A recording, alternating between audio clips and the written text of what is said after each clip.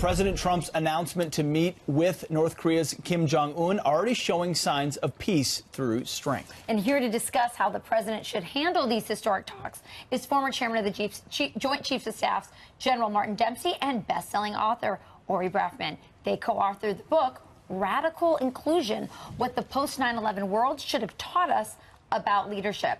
So, General, good morning.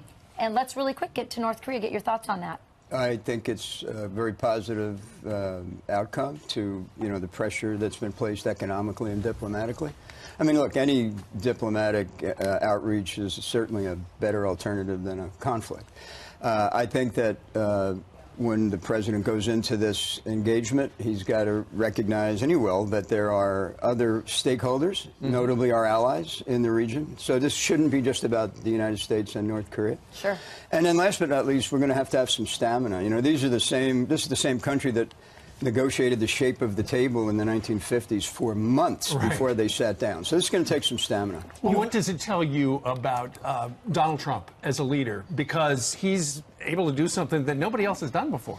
Yeah, look, it's a surprising outcome. I mean, I think we'd all have to acknowledge that. I don't think anybody thought it would take the path it's taking, but as I said, I think it's a positive outcome. I think one of the things that the president did very, very well in the election is that he recognized a fundamental shift in our society. Rather than having a debate of ideas, which is you're either right or wrong, he recognized that we have a battle of narratives. And narratives are either interesting or boring. And I think that we're now seeing other parts of our country as well recognizing the importance of narratives. We're seeing, for example, the kids in Florida recognizing to share their message and look at the power that these wonderful young kids are having.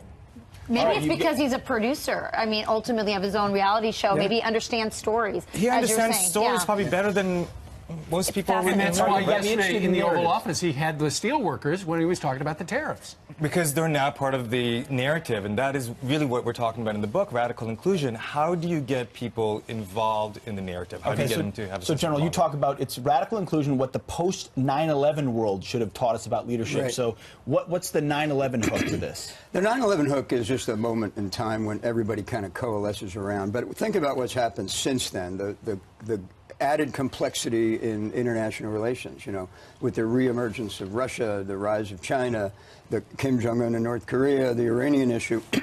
And then you've got technology, which kind of levels the playing field, right? I mean, we used to have huge advantages in technology, not so much anymore.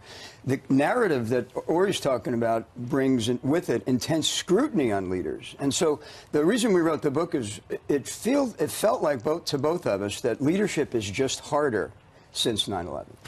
Well, one of the things I remember about the time in America, as well we all do, was we all seemed to be on the same page. Yeah. The nation was not as polarized right then. It seemed as if we were all working for the greater good. But then over time, people grew apart again. Stop listening to each other. I mean, that's part of not to keep going back to the book, but we're actually quite fond of it. Talk about it. Yeah, right. We want to talk about it. We talk about listen, amplify, and include. And if you do that, then you will bring people along so we don't have these whipsaws of change, which is what you're describing. Really quick, can this be applied to a family and not just a company or an organization? This should be, in our judgment, should be applied to a family because we all lead something.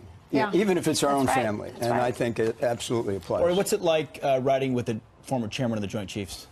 Really exciting. I teach at UC Berkeley. The last person I ever thought I'd be interacting with, let alone being... How'd that work out?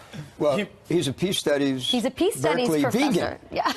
Okay. And my friends ask me... And I'm not. They're like, you're working with whom? And exactly. It's National Meatball Day, by the way. And I heard the next meatballs are going to be vegan. So we do have a national meatball. Absolutely. Wouldn't that be exciting? But so that makes, I would think, for some pretty interesting content. Absolutely. How could I not? And as Americans, how can we not reach across and create a sense of belonging with each other and actually find out what we really are like as opposed to what we think the stereotypes of ourselves are? All right. Fascinating. Love it. Ori and General, thank you very much. Check out the book. It's available everywhere. Radical Inclusion. Radical. Guys, thank you very much. Thank you.